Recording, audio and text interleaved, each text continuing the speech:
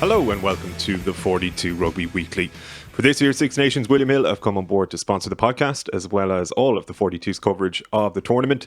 William Hill, it's who you play with. Please gamble responsibly and visit dunlewy.net on how to do so. My own name is Gavan Casey, and joining me to preview the big one against France, as always, it's Murray Kinsella of the 42.ie. Murray, how are things? As always, excited. You're right, it is a big one. Can't wait for this game. And Bernard Jackman, delighted to have you on board as well, as always. How are things in your end, Birch? Yeah, good, thanks. Good. I'm a bit apprehensive about the weekend, but sure, we'll get to that.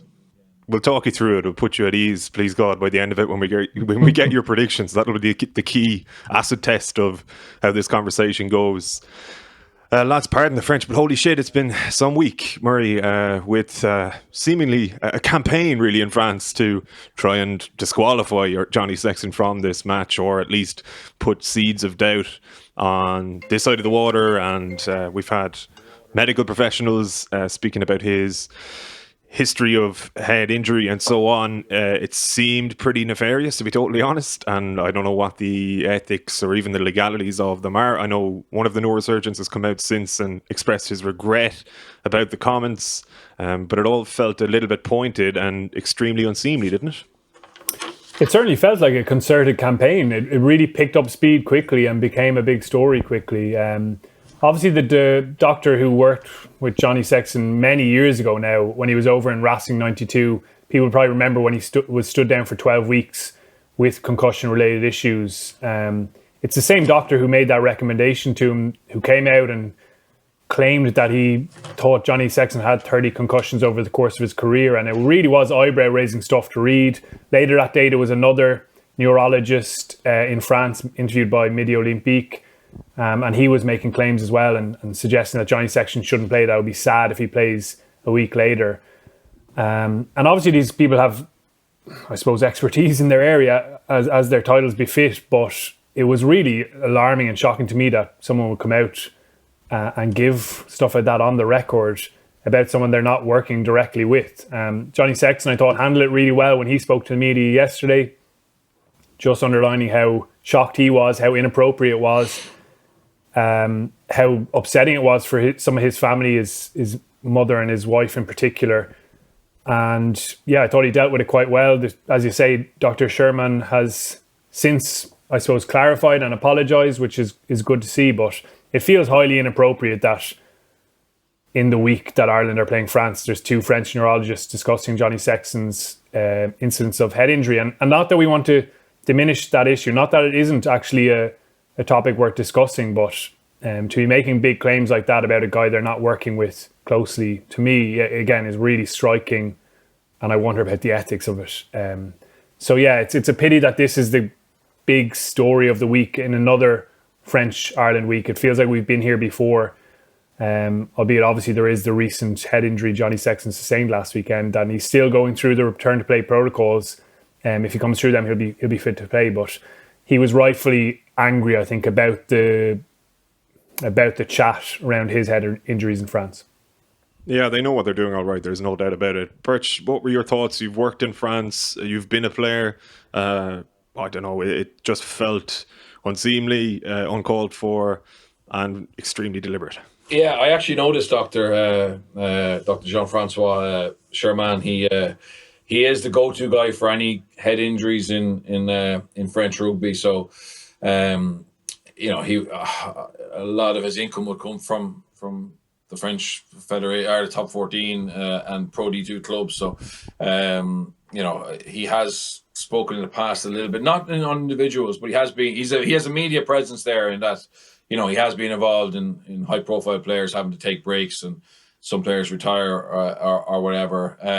I just ran up by a friend of mine who's a surgeon last night, and he said to me that if a doctor spoke like that in Ireland, there'd be a medical council issue, that they would be brought up before the medical council because it's completely unethical. And I just think that it's all well and good he apologised, but the damage was done, and it's highly unfair to Johnny Sexton. And as good as a neurologist as he apparently is, I mean, if he's able to diagnose players from the comfort of his own couch, he's way ahead of the rest of the world. And I just don't think he should have commented I think I also don't think Johnny's had 30 concussions, or certainly I doubt if he's if that's a fact that he's aware of. So I just think he's fed the the frenzy that's in France around Ireland this week, and particularly Johnny. Johnny's a figure that the French see as being a talisman for Ireland.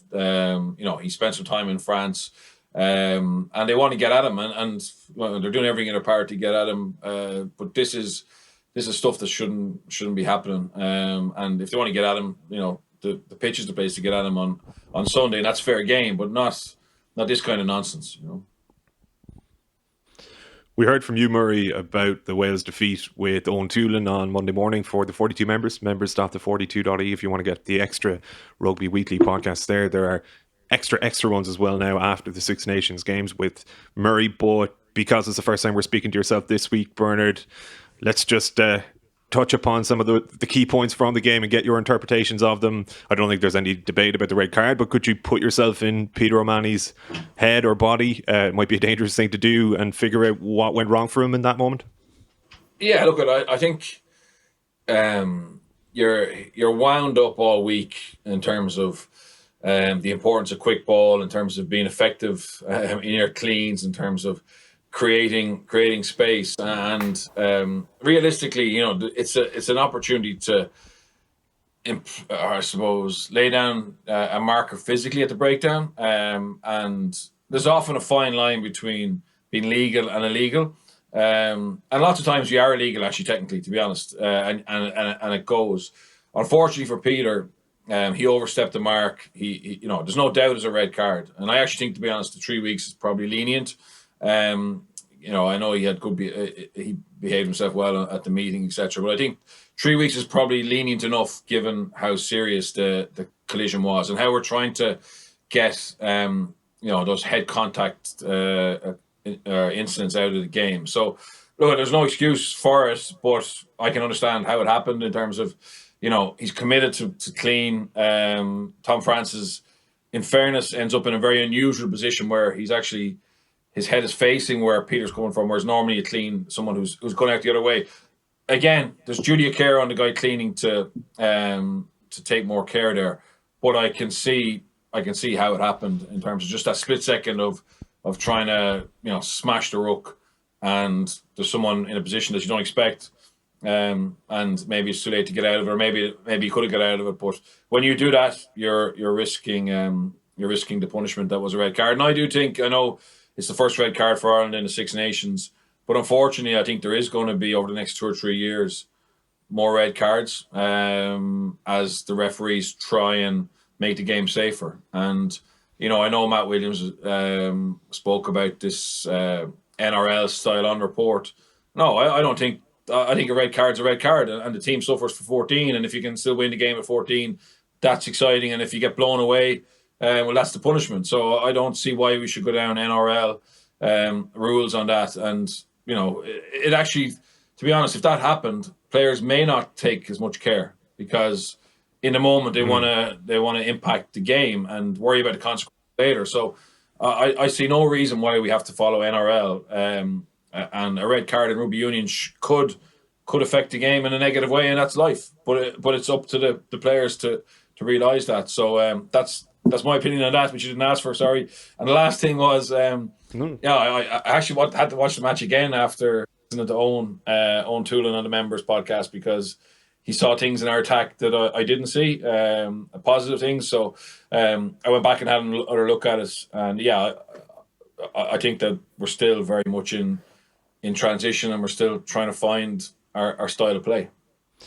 I actually had the same experience having listened to the members pod. I came away from the match almost, a little bit disillusioned with Ireland's attack with my untrained eye, and rewatching it with a little bit of Owen's expertise, it did alleviate that a little bit. Murray, just to touch upon the NRL thing, and I don't want to have a go at Matt Williams because he wasn't the only one bringing it up, and I'm not saying you're having a go at him either, Birch, but I couldn't really believe that this was an element of the discourse around red cards at the moment and supposedly ruining the spectacle of a game. Now, as we stressed, or as you guys stressed on Monday's pod, it didn't necessarily ruin the spectacle of the Wales-Ireland game at all. It has the capacity to do so, obviously, if a team is down to 14 for the majority of a match.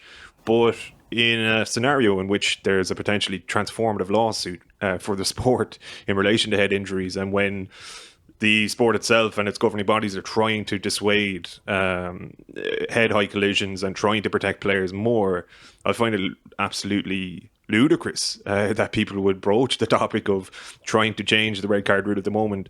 As Bernard says, if you get a red card, then you get a red card. And if you don't want to play with 14 men, then don't get a red card. And I understand completely, say with Omani, it might be a little bit unlucky. There are other challenges we've seen more recently, which are probably more unfortunate still. But really, this rule is still or the application of the rule is still in its infancy. Like, I think it needs time for players to be able to adapt more, probably more technical, tackling, coaching and so on, work at the breakdown, and allow it to sort of have the benefits that it was supposed to have, rather than rushing to try and change it at the moment to the potential detriment of players' health. Absolutely. We want to reduce contact with the head. What's the biggest deterrent? It's a red card. It's giving the team more of a chance of losing. That's the only way you're going to change player behaviour in any aspect. And a red card is absolutely going to change behaviour. You'll see it. It's going to be in players' heads even this weekend. Within that game itself, I felt you could see in some of the clear-out work, there was a slight, not a hesitation, but an adjustment and an awareness and a bit more scanning to see where heads were. Because, of course, it's going to be in your mind. And that needs to be the case. Players obviously have to bring real physicality and, let's be honest, a violent edge to a lot of breakdown work. That is the reality of it. You're trying to hurt people so they don't come back into that position, but not by hitting them in the head. You're trying to get quick ball by being really effective with your technical work, as you say, as well as that aggression, but it can't be at the cost of potentially hitting someone's head. And that applies to the tackle as well. So for me, the deterrent is a red card. I don't see any issue with it. Yeah, there's going to be frustrations for teams that losing players, but you're the one putting yourself in that position. You've got to have a real duty of care and an awareness of where your shoulder and arms could potentially end up. And there was definitely no argument in this case. Even the way he tucks his left arm, which is something that O'Mahony has done before, that chicken wing as they describe it. There have been instances of it before, and you would imagine that given the stakes in that game and the punishment doled out and the cost to his team, there's a lesson for him and for his teammates as well. So that's what you get with a red card. And I totally agree. I think reducing the punishment, the sanction level, just diminishes that and doesn't allow players to have that awareness of the head and protecting it at all costs. So I definitely think red card is the right way for these decisions. And I definitely think there needs to be as much discussion on it as possible. Even the Johnny Williams one with Gary Ringrose, clearly they didn't feel it was worth the citing, so maybe they felt it was just a yellow card. But let's hear that. Let's actually say, like Six Nations, even if it's talking to a few journalists, so we can let people know this is how they felt about this particular instance and this is why it wasn't a red card or a citing. I think that's good for everyone, including the players and the supporters. So that education side of it is massive as well. Yeah, just on that, Murray, I think I saw as a broadcaster or whatever, I was given sight of what World Rugby issued to the referees and the coaches pre this Six Nations, and there's certainly frustration from World Rugby's point of view that the officials haven't been as tight on the using the red card as a punishment, and there's been a feeling that they've been looking for mitigating factors too much, and it's been reiterated that that's not the case. And I think the Wayne Barnes live missed it. And even despite Tom Francis bringing attention to it, but brilliant work as an official team to flag it quickly, to go through it and not look for mitigating factors because there wasn't any there. And I just thought it was a great example, week one. And players definitely will react to that. They will. I remember when Sam Warburton got done for the spear tackle back on, I think, Alain Roland. I remember the following week, us talking around, how careful we have to be and stuff. So little moments like that do have a big impact on the pro players, and they will behave or they will change. And as I said, I think World Rugby saw the referees weren't being as hard as they should have been. So that's an important point. And Wayne Barnes has followed that round one. Hopefully now we see and a change in players' behaviours. The second one on Johnny Williams, I think if I had, I don't know why. I think the first time the replay came back was after that phase of play, and it had moved on to something else about 4 minutes afterwards. So TMO just must have missed it. That's human error. I think if he sees it, it's at least a yellow. It's definitely yellow and maybe a red. I think there probably was mitigating factors in that to a certain extent. It's a different type of contact, but I think it's a yellow. So Ireland can feel hard done by for that. But I think that was the case. It's just where the TMO didn't get a chance to see it until it had gone too far for him to be allowed to come back in and flag it, and that happens. That's part of the rules around it. So I think it was, as I said, it was 4 minutes before what we saw it. It was 4 minutes after we saw it before it came back on a replay, and that must be when he saw it. And obviously they looked at it and didn't decide it was a red card, and that's why he wasn't cited. But I think he probably could have, as I agree with Murray, he could have been cited and then let them decide if it was a yellow card offence or a red card offence. But all the players and coaches will want has as much consistency as they can around, head contact. And unfortunately in that game, we had a clear red and we had a marginal red that wasn't looked at. So it wasn't perfect, but look, it'll take a little while to get it right, I think. When you say that the TMO might not have seen it until the replay that we saw on TV, are they dependent on they're not dependent on the actual match broadcast though, are they? Are you saying that the replay itself might not have made its way to the TMO before that at any stage? Yeah, well, they are to be honest. When they stop it, they are reliant on the broadcasters to give them certain angles, and so they're not technical gurus in terms of how to compile footage and take different angles. So they are relying on someone in the truck usually. I'm not sure about the Six Nations. So I remember in the World Cup, the TMOs were watching the game on a slight delay.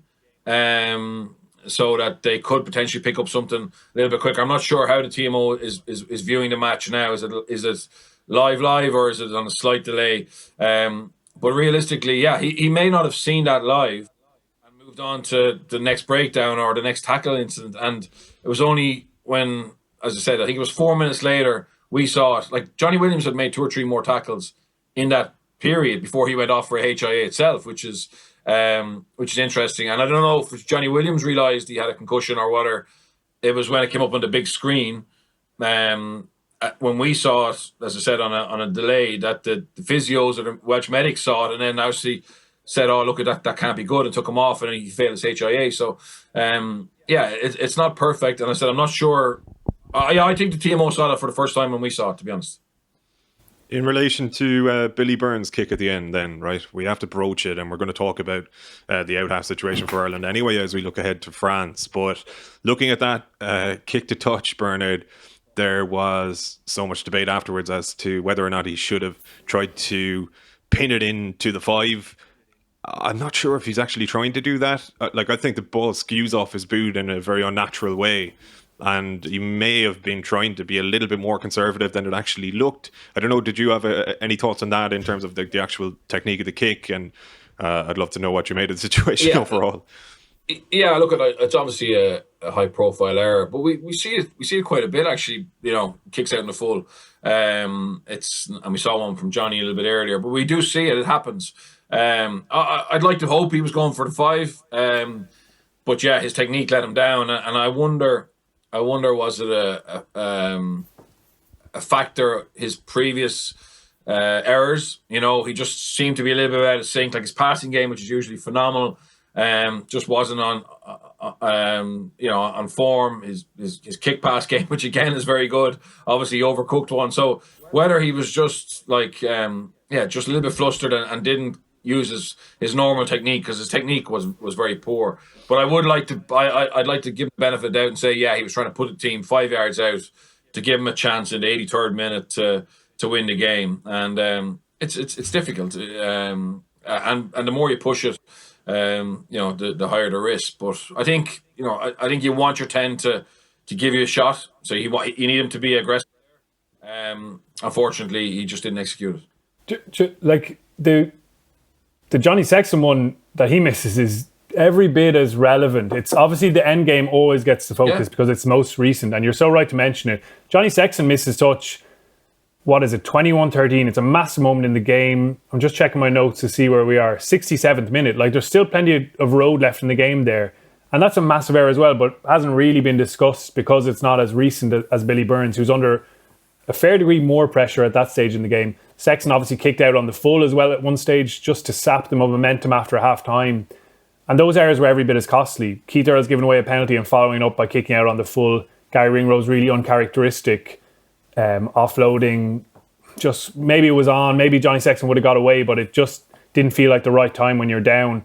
And then they accentuated that. Conor Murray knocks it on the ground and then flicks a ball at Henderson, who knocks it on. That's a comedy of errors, really. So for me, all those errors were more relevant actually than Billy Burns right at the death. Obviously it's exciting, it's dramatic, you have one last chance, but it's a desperate last throw of the dice.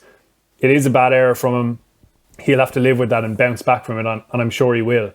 But I mean, Sexton made exactly the same errors, but they just won't be as focused on. And Billy Burns was in a tough position trying to change and save the game for Ireland. That's not to excuse it, but I'm just trying to point out that the other out half who was on the pitch for the whole game nearly made those same errors. And it does happen, but it wasn't just on Billy Burns, definitely. No, totally not. I think people trying to blame Billy Burns for why Ireland lost the game are in cuckoo land. You know what I mean? He was a factor in why Ireland didn't win the game at the end, but for so long it didn't actually feel like a game they had a right to win anyway. I do think, though, contextually, and this is why, and we're going to talk about the reaction to Burns' kick specifically, the build-up of anticipation from a point of seemingly no return, with Ireland starting from about 80 yards down the field, and how well they had done to get up to that point. It's the deflation then of Burns' kick that evinces this kind of reaction from people, like just this exhalation of grief, you know, because you had allowed yourself to get excited, I hope, if you're an Ireland fan in that moment. And those Sexton ones, as much as they absolutely are relevant and equally relevant, they didn't have the same feel to them because the game was at a kind of a more nip and tuck place. I have to say, watching Burns' kick go out, and while my head is in my hands, the fact that it takes about 3 seconds for me to sort of cast my mind towards the abuse he's going to receive inevitably is an indictment on kind of modern society. We're not going to get too philosophical about it, but I just think there's something drastically wrong with the fact that even in a moment of grief, if you like, as a fan, you're automatically thinking of the fact that the player who has made this human error, which he literally didn't mean to do, is going to get bear the brunt of it in a kind of a really horrible way online. And so it proved. It took about 2-3 minutes. If you looked at his replies to previous posts on social media and so on, the comments started. Somebody had edited his Wikipedia page within about 10 minutes. And I have to say, it's just, it's dispiriting and depressing beyond belief, Murray. You and I work on the internet. We're probably accustomed to it to a degree, and maybe conditioned to it, and even a little bit desensitized to it. But I just wanted to talk about it because there was a lot of members actually in the WhatsApp group, and a few other people who got in touch as well, who wanted us to broach it as a topic. It's incredibly prevalent now as well in football and in other walks of life, to be honest. In football, it's probably more so in relation to racist abuse, which is even more horrific again.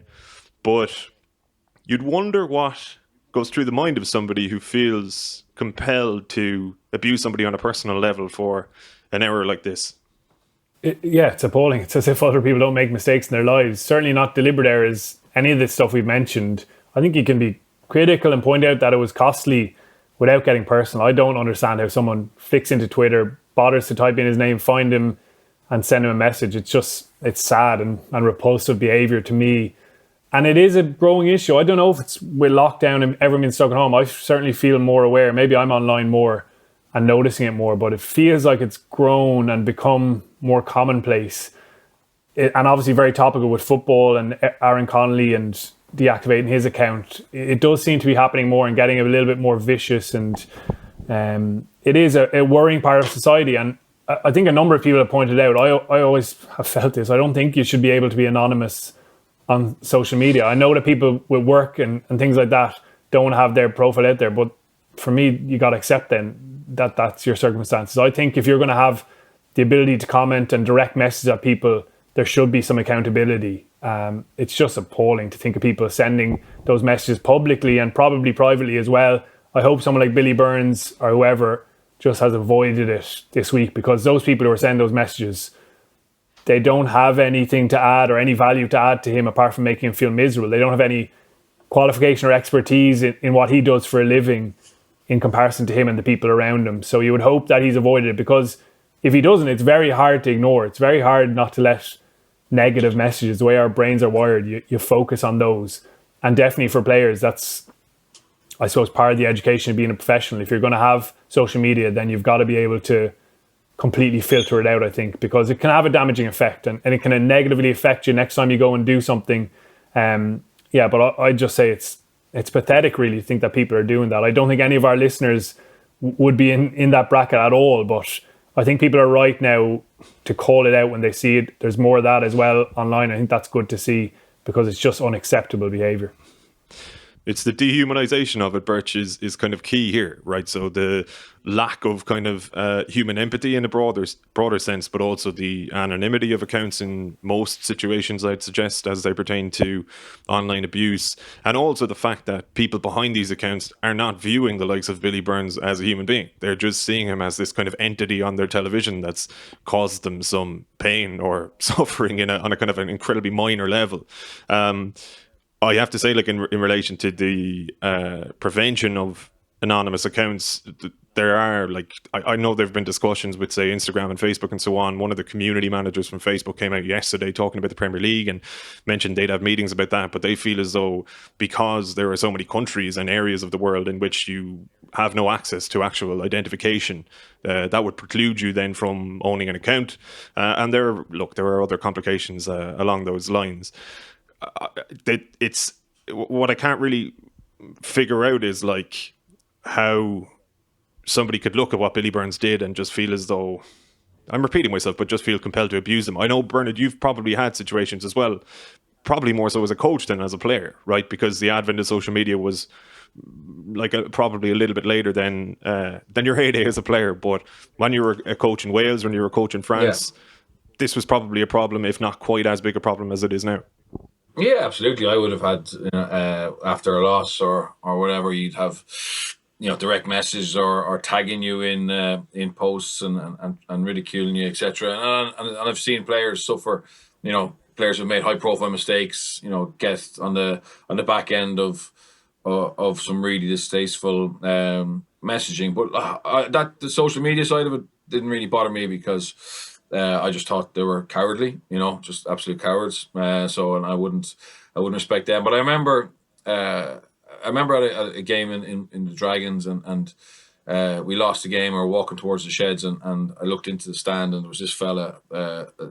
He was obviously there with his daughter and his son, and I'd say the daughter was probably about 14, and the son was around 12. And my daughter is 14, and my son is 12, and he was just giving, like, the team and myself, like, unbelievable abuse, and you could see the hatred in his face. And I actually felt incredibly sad. It affected me for 2 or 3 days, just thinking about those poor kids and what chance do they have when someone who should be a role model for them is just full of hatred and spite and feels it's okay to do that, and that's my big, I honestly, I don't get angry with them, really. I feel really sad for them, and I hope they're not being an influence on other people in their life, young people particularly, who maybe need some guidance or need good role models, because it's a pathetic way of gaining pleasure or making yourself feel better is to attack others. And it's hard, I know, of younger players to see that, because maybe we are, we want constant feedback, and to feed our egos, we want to be liked or whatever. But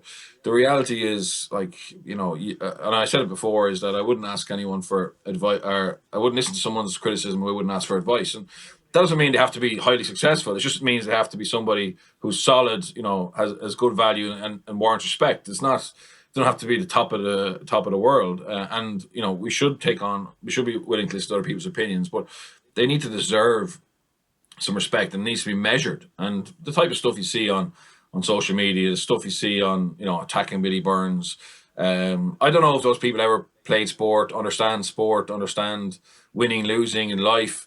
I just don't know where they're coming from, and what they expect to gain from us. And if you get pleasure making other people feel bad, well then, best of luck. That's all I can say.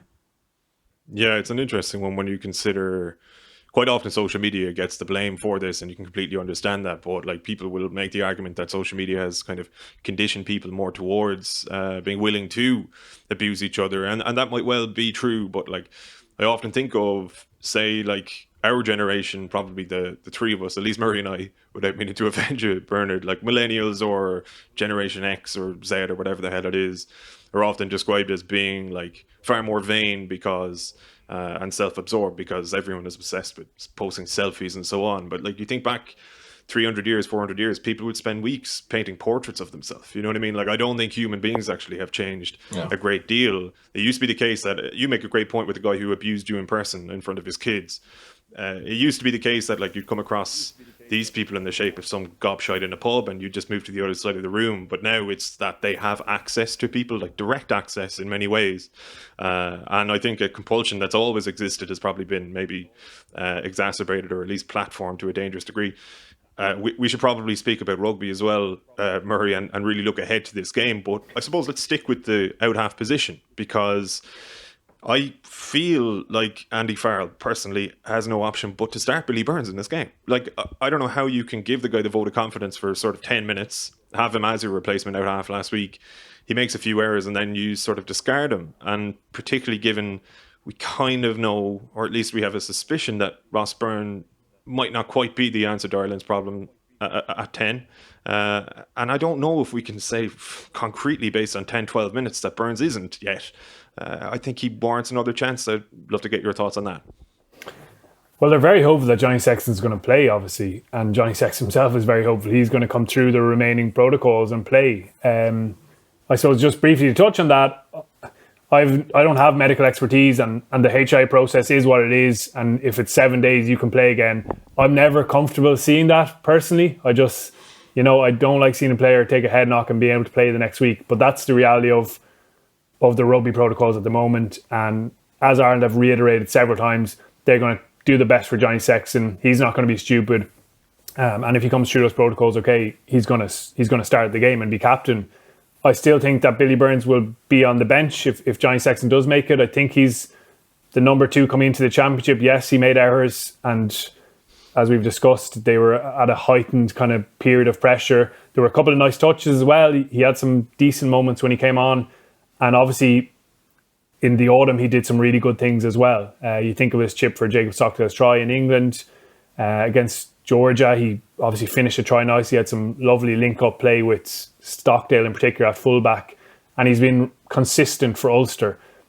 I personally don't think that Billy Burns is ever going to be the kind of franchise out half, for want of a better phrase, for Ireland, that he's the answer long term, that he's going to be starting there at the next World Cup. I'm not quite sure of that. But I certainly don't think Andy Farrell and his coaches will be completely swayed by the 15 minutes or whatever when he came on. Even when he came on at 12, when he came on for Henshaw for the HIA, he actually linked up with Johnny Sexton nicely once or twice in attack, and he had a couple of good tackles as well. So there are bits in there that'll be positive, and certainly international coaches aren't as knee-jerk, I suppose, as the rest of us. Obviously, Ross Byrne would love another chance, and a chance where he's not starting against England, but starting against France would be much better, to be honest. And it is still relevant, the succession planning for 10 and what happens next. I guess the person who's missing from it all is Joey Carberry. It does sound like he's getting close now, that he may be involved towards the end of this month with Munster, which would be absolutely brilliant to see. Obviously, Paddy Jackson's missing from that succession planning as well, for reasons that never would have been foreseen. But still, I think they could have reacted and pivot to the circumstances better, and given those guys who are next in line behind Johnny Sexton a little bit more exposure, so that they're not thrown in at the very deep end when it comes to it, when Johnny gets injured and someone's just pitched in there, and it's really tough to deal with the expectation and pressure. So there's all sorts of elements tied up in that. If Johnny Sexton comes through this weekend, he's going to start, and I'd expect in that event that Billy Burns will be on the bench, looking to offer something different when he comes on late in the game. Yeah, I don't know that I say Johnny or Billy Burns would start. I kind of meant more in the match day squad, but it's. Oh, sorry. No, sorry, it was my mistake actually. But Bernard, to pick up on Murray's point there, in relation to the succession plan, I have sympathy for the IRFU really, in that they probably had a lot of eggs in Joey Carberry's basket. On the flip side of that, though, he hasn't really been fully fit for about 2 years. So at a certain point, you need a contingency plan to the succession plan, and it doesn't feel as though we have one at the moment. Like, even the fact that we don't really know who the best backup 10 is, and the fact that there are people clamouring for, say, Harry Byrne's inclusion while he realistically won't feature at all, isn't involved, kind of speaks to, I don't know, the ambiguity around who succeeds Sexton if Carberry isn't fit, which he isn't going to be in international terms for a while. Yeah, it's a strange one, actually, because we actually have lots of 10s. So Billy Burns is very good for Ulster. Jack Carty is very good for Connacht. Madigan is a proven, campaigner at half and has played international rugby. And then, Munster have probably the best option. Joey's been injured, so they've got JJ, who probably isn't. Hasn't got a chance to prove it, and probably doesn't. Probably a little behind the others, to be honest. And then you've got 3 really good young 10s in Munster, in Flannery, Healy, Crowley, and then you've got Ross Byrne, who we know what he can do, and probably deserves a shot with a better setup around him, or against not a better setup. I wouldn't care about the opposition. I just think it'd be great for him to have a chance with a plan, to go in actually with a plan. Because if you look at the game against France and England that he's played, I mean, no one seemed to know what they were doing, and the pack were beaten up, and it just all came back onto him. So I think he's been unharshly judged on what we've seen in the green jersey. And then we've Harry Byrne, who looks great but hasn't played European Cup yet, and would have played except for hurting his back, obviously in December. So we have lots of bodies. We have loads of players. The problem is, I think, the backlog. And I chatted about this yesterday with Don Lennon. I think that some of these lads should be moved on loan for a period elsewhere. We're going to talk about France in a second, but Thomas Ramos, who's played fullback for France, plays for Toulouse, spent a full year with Colombier, where he played every week, kicked goals, and it was a big part of his development because he was blocked by the likes of Maillard and Huget, etc.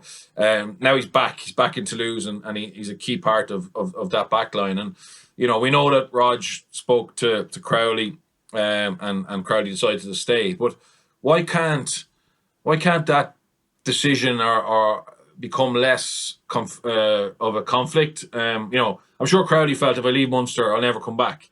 But why can't that decision be done between La Rochelle, Munster, Crowley, the IRFU, and say, look at, you have Joey, who's going to come back. We've got JJ, who's apparently signed a new contract. We've Ben Healy now, who's got first run at it. So, he's earned the right to be third choice, for example. But we still we really believe in you, Jack, and we believe in Flannery as well. Could we find opportunities for them, even if it's only for 3 months, to go somewhere and play every week? And that's something. And I think the RFU have got it really wrong in terms of the David Nucifora player movement policy, in that it's always conflict between 2 provinces. So if you're Rio Cullen, and he's asked to move Max Deegan to Ulster or to Connacht, for example, of course he's going to say no, because he knows he's probably never going to get him back, right? Whereas I'm just using Max Deegan as an example. If I have a couple of WhatsApp groups with coaches or whatever, and every Monday morning, someone is looking for a player. Even in COVID, where there's players galore looking for jobs, every Monday morning someone has an injury crisis and they need a player for a month, 3 months, whatever. Wouldn't it be great if they actually came into the Irish system and they had someone in Ireland where they rang and said, look at, because they love, Irish players are well respected across the UK and France.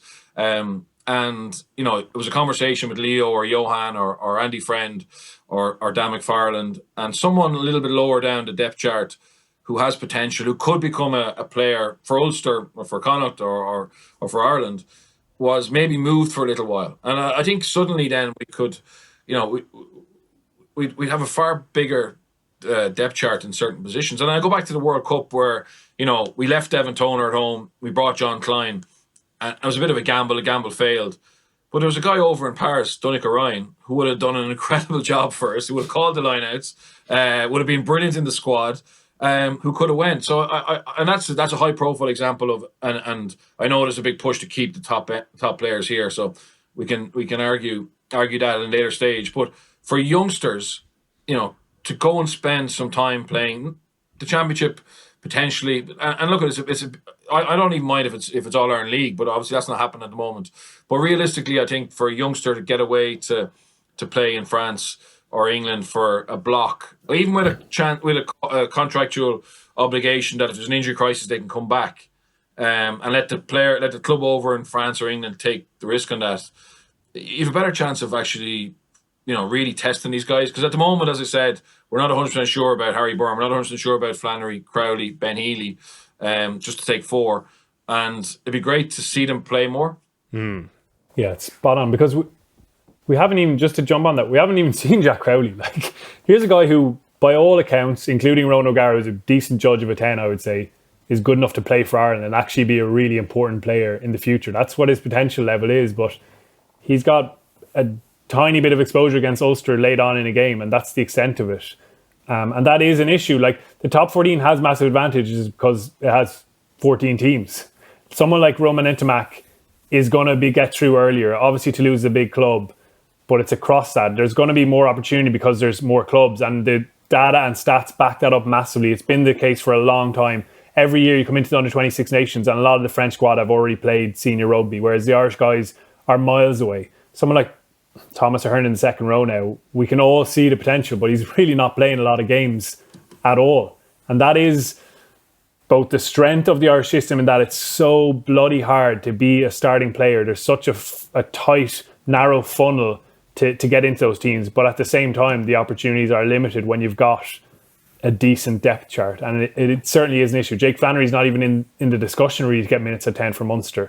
And that's without Joey Carberry playing or available. So that is a big thing for Ireland. I actually like your suggestion, Bernard. A bit more openness to guys getting experience here or there when available. And let's be honest, I mean, it's probably easier for, I think you still keep your identity of, I'm a Munster man, I'm a Connacht man, and this is just like, look at all English Premiership soccer teams, how they send players on loan as part of their development and go down to the second and first division. And even last week, there was an article in the paper about a young Irish kid who's in Man City who's on loan at the moment, and the constant communication that the Man City academy coaches have with him, reviewing. So he's still very much part of Man City, but he's away for a little while to get that experience. And as I said, I think it's also going to take away all that infighting as well around, keeping players because we don't want to strengthen another province. And I think that's a good thing. I mean, why would Leinster want to strengthen someone else? You know what I mean? But if you could twist it a different way and say, look, this can help the player develop, and then it'll also help you because the player you're going to bring back is going to have had 15, 20 games. And it's not, we spoke about France there, but like Cameron Redpath, played English under-20s, and now he's been a star player for Scotland at the weekend. He's had a hell of a lot of top end, but he's had a lot more top end game time in club rugby in England than some of our young players who played against them a year ago, or 2 years ago. And London Irish have tried to foster that link, haven't they? They've been on the record a number of times now about we've tried to get onto the IRFU, but there's no interest there. There's an easy avenue. Yeah, but like again, why shut people out? You know what I mean? Why have this like frictional relationship with London Irish who traditionally have strong links to Ireland? I know it may have been lost at different periods, but suddenly you could have a good relationship and effectively not be a fifth province, but just have an ally somewhere where we could potentially get player. And like, look at maybe it's going to be default. Maybe it'll be financial. Maybe eventually because of COVID, the IRFU will say, okay, it's not just about developing players. It's actually about managing some of our budgets.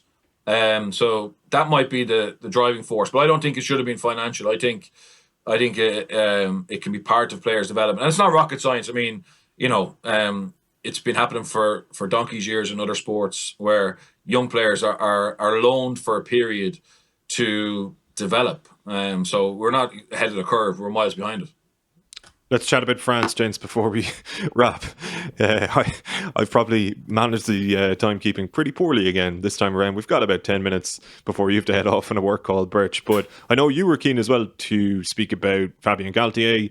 But I suppose we haven't really spoken too much, and probably nobody has, about France's victory over Italy, because the other two games were so much closer and so much more interesting in a lot of ways. But what did you see from France that impressed you or even surprised you in that 40-point win over the Italians?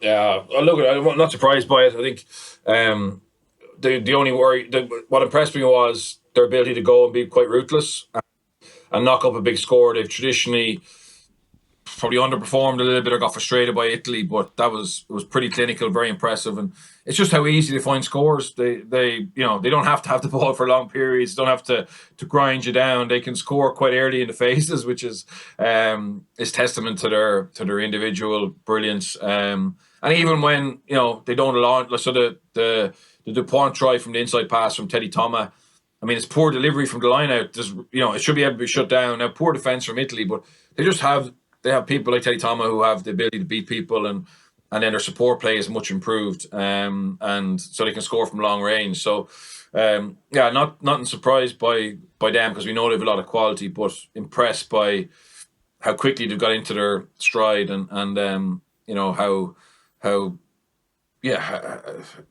they look to be up and running quick, straight away, which is worrying. They look so fundamentally sound, Murray, don't they? Like, that's what concerns me. We've spoken in the past about how often they kick the ball, for example. I'm not sure if it was that really evident against the Italians because it wasn't probably necessary, but they actually look like a team that can play, if you like, nearly like perfunctory rugby, but to an extremely high level. All of the the capacity for flair and the capacity to score from anywhere is still there, but the basics are also there now.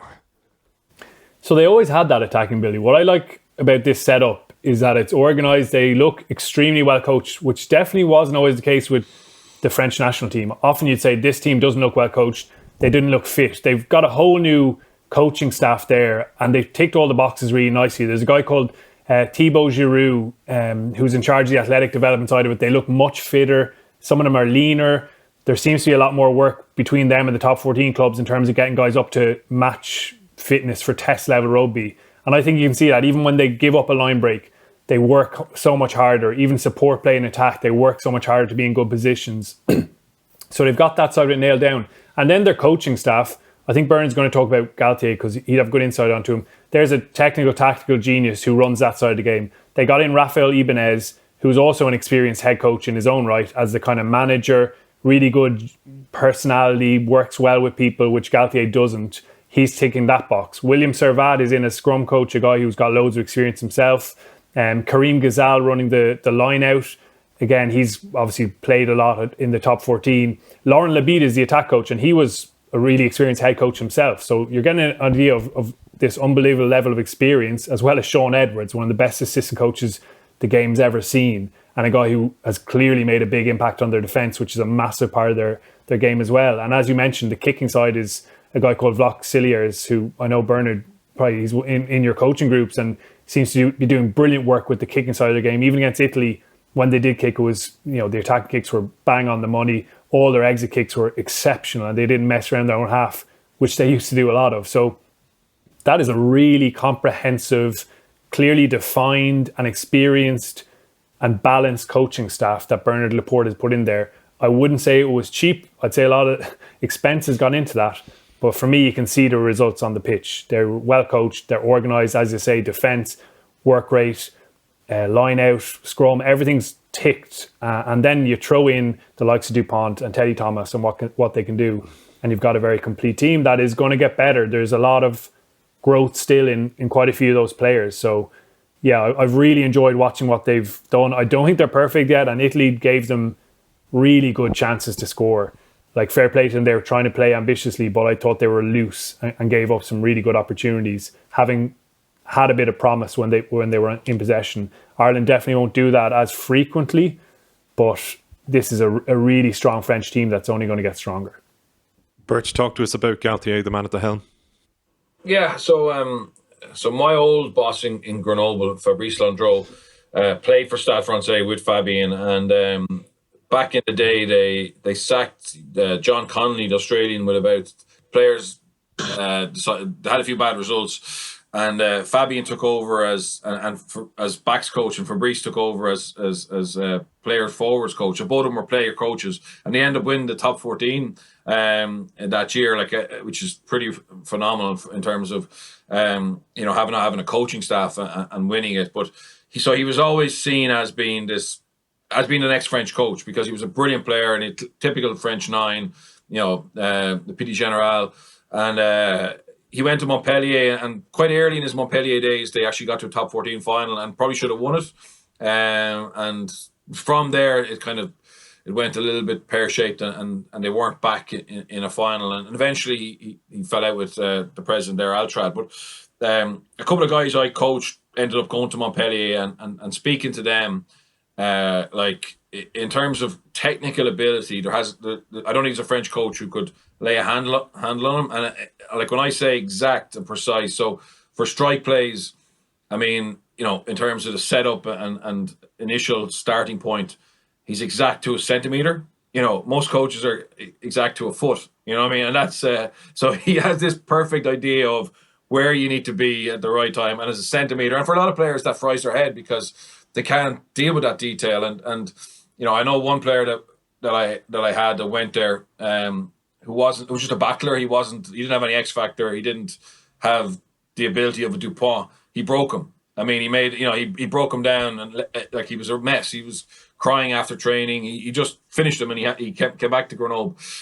So he's very hard on players who don't have the ability. And also, by all accounts, the monotony of a top 14 season and week in, week out probably didn't suit him, because he wants to be excited. He wants to be playing against the best. And so he ended up leaving Montpellier. And he did a lot of TV, so I used to meet him do TV. And he gets the game. And I know that Joe Schmidt probably didn't copy many people in his career, but he certainly kept a close eye on what Fabien Galthié was doing in Montpellier. I know that for a fact. So there's a testament to how good he is. And I think what he's found now, what he has now with France, is a coaching staff who challenge him, excite him, who speak to him, on a very high level intellectually around, what they should be doing. And he's enjoying all that. And he doesn't have to deal with the press because Ibanez looks after that. He doesn't have to deal with Bernard Laporte or the clubs because all that stuff's been sorted out. So literally he goes into camp, a bit like Warren Gatland, in that they go into camp for a block of Six Nations, and it's really intense, and it's exciting because you're playing the best teams in Europe. And then he goes away and he does his TV and he does his commercial stuff and his business interests, and he gets a bit of a breather, and then he comes back in again. So I think he's found, and also he's got a generational players who can do the things that he could do himself. And it's a bit like Glenn Hoddle, getting frustrated with English players not being able to put the ball on a plate from a free kick, and shows them, and that kills him. You know what I mean? Fabien has a group of players, I think, who understand it, who get it. And I mean, for someone like him who is a genius, it must be incredibly rewarding. And look, as Murray said, they're not unbeatable by any manner of means, but they're certainly on the right track. Murray, in a minute or less, how are we going to beat them? Not giving them the opportunities Italy gave them with loose passes to ground. There were instances maybe of that, a bit of sloppiness in Ireland's play last weekend that would worry me. But Ireland have to have more clarity in what they're doing this week. I felt that was just a little bit lacking again, and that's been intermittent through this era. There was a couple of nice strike plays, but some of the attack, even with 14 men, it didn't look really convincing, and Ireland's players didn't look like they knew exactly where they were going to be. So I think it needs to be a really refined, simple game plan that doesn't have a whole lot of major variety to it, but is really well put together with Paul O'Connell's stamp all over, line out, maul time. And the kicking game needs to be much, much better. There were too many errors in that last weekend. It was really damaging. So if they can shore up those things and take every single opportunity in the French half, I'd love to see Ireland just kicking their goals when they get a chance in that French half, and make it a battle. Then they're in with a shout. I do think France are going to win. I think they're a better team, better coached, but I don't think it's beyond Ireland's capabilities.